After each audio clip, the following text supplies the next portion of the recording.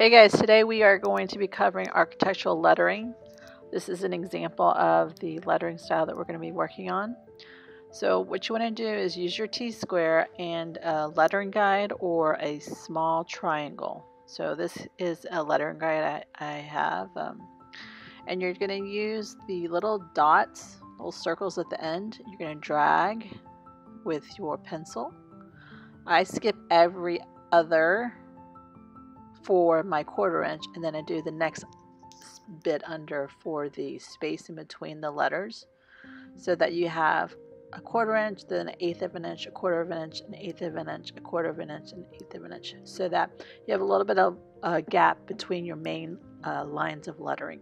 You don't want to stack the letters right on top of each other because then it's hard to read.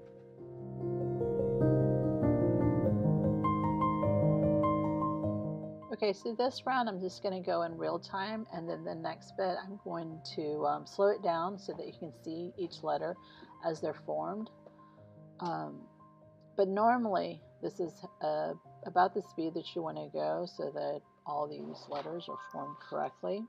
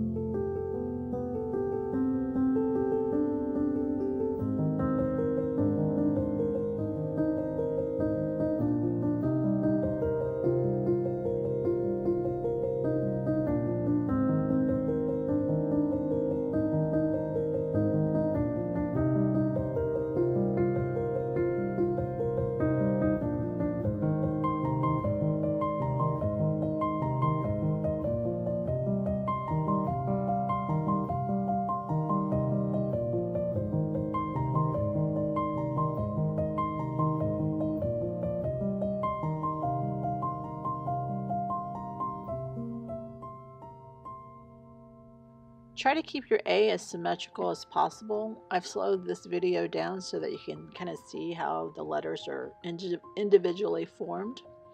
The bridge across the A, you can slant it a little bit rather than keeping it completely horizontal. Then the B is a nice vertical line, and then a quick loop for the top and the bottom of the B. C is a kind of like a quick swoosh. D, a vertical line, and then a quick swoosh. E is a vertical line, and then your horizontal lines, instead of being completely horizontal, I do a little stylistic slight takeaway, so it's at a slight angle going up. So an F is the same way, a vertical line, then a slight angle up for the top 2 lines. The G is a swoosh and then coming down. That one is a little too small, so I'm going to try it again. Oh, that was too big. Maybe the next one is just right. Okay, this one I can live with. It's just right. So yeah, you're going to keep practicing those because you got to be a little quick to get the swoosh, a nice quick curve. An H, 2 vertical lines. And then the bridge is very similar to the A bridge where there's a slight upward angle. And I is very simple. The I is very simple. It's just a vertical stroke downwards. Then the J, what you're going to do is the straight line down, and then a swoosh. So that's a very quick motion. K is straight line down, and then you're going to meet in the middle or lower middle, and then kick it out. An L, straight line. And then you're going to do a little upward takeaway. So it's very similar to the bottom of the E. Then M, you're going to do 2 parallel vertical lines, and then you're going to do construction lines that meet in the middle.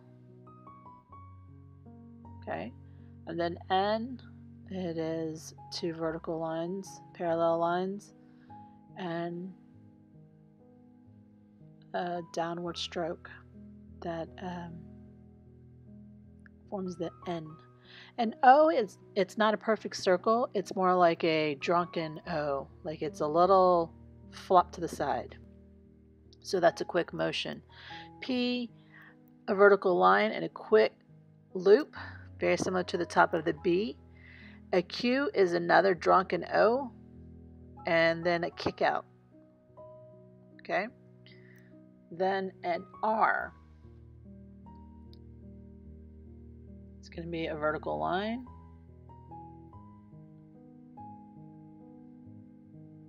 a swoosh for the top, and then a kick out, very similar to the K. Then S is a quick motion. T, vertical line, and a slight takeaway, like a little bit of an angle upwards. A U, you're going to do 2 parallel lines. I use the back first, and then I do the front and do a backwards J. Then a V, you're going to do 2 lines, again, kind of like an upside down A, so it's symmetrical. A W is very similar to that, except it's tighter. An X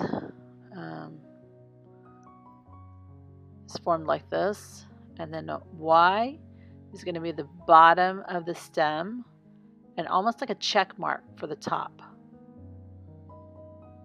And then a Z, horizontal line, downward stroke, and horizontal line. Then you're going to do the numbers. A 0 is the same thing, like an O. Then 1 is the same thing, like an I.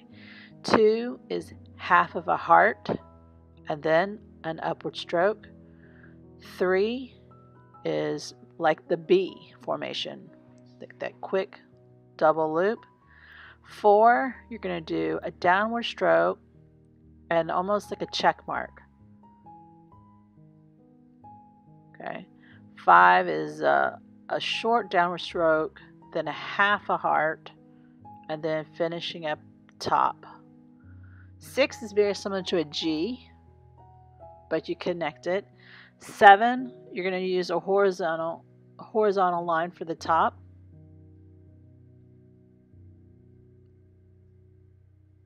And then a downward stroke.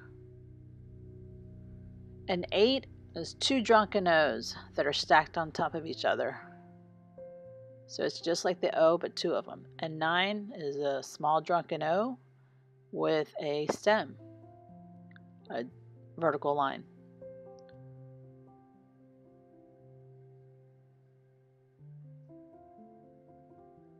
And then a 10 is a vertical line and a drunken O. So those are your basic formation letters. Your alphabet from A to Z, then your numbers from 0 to 10. Now the next bit you can, this is going to be in real time, you can just practice those letters that are a little bit more difficult, like the G and the S's, anything that's curved. You can see by the real-time video that it's a really quick motion. Earlier I had to slow it down so you can see each formation a little bit more easier. But like O here is like a drunken O. It's almost like it's not upright, it's just kind of leaning to the side. So those are the harder letters to quickly get, and then you can practice a little bit more so it becomes easier for you. So that eventually you might not need to use the lettering guide or the small triangles so that your uprights are straight up. But if you're going to freehand this, that's the one thing that you want to make sure that you keep in mind, that all of your vertical lines are as straight up as possible. Keep them consistent, and then you should be good. Alright, so the next little bit we're going to do would be the architectural lettering that you're going to kind of sprinkle throughout your plan to kind of show notes of what items are on your furniture plan. So you're going to use every single circle for this when you drag. So it gives you an 1/8 of an inch height lettering. So that's perfect for all your architectural notes. So once you do that, you're going to again use the lettering guide for your letters. So these are going to be smaller scale. So what you want to do is practice your letters so that it becomes easy to quickly letter at a smaller scale. I think that when you are lettering at a larger height, like for drawing titles, it's a little bit harder to get that quick swoosh because you have to cover more square footage. But for the smaller 1/8 of an inch, it's very easy to do the architectural notes.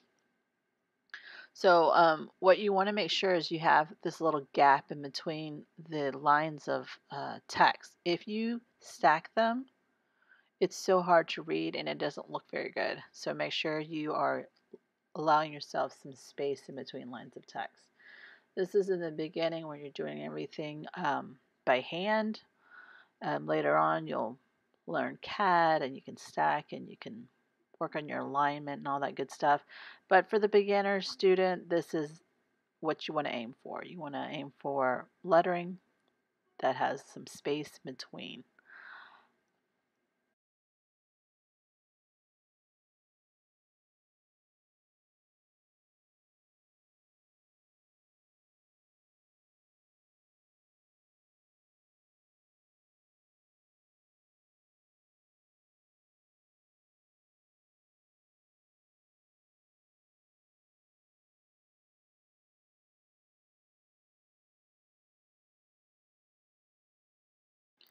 All right, so this next example I'm showing you is when students stack their lettering right underneath each other, so they're without a gap. So I want to show you that it is more difficult to read your notes. So this is what you want to avoid doing. Um, it's not a good habit to have. So it is more difficult to read. So don't do this. Do this instead where there's gaps in between. So that's me drawing a circle showing the gaps in between. All right, I hope this helps you guys do some architectural lettering. All right, see you next time. Bye.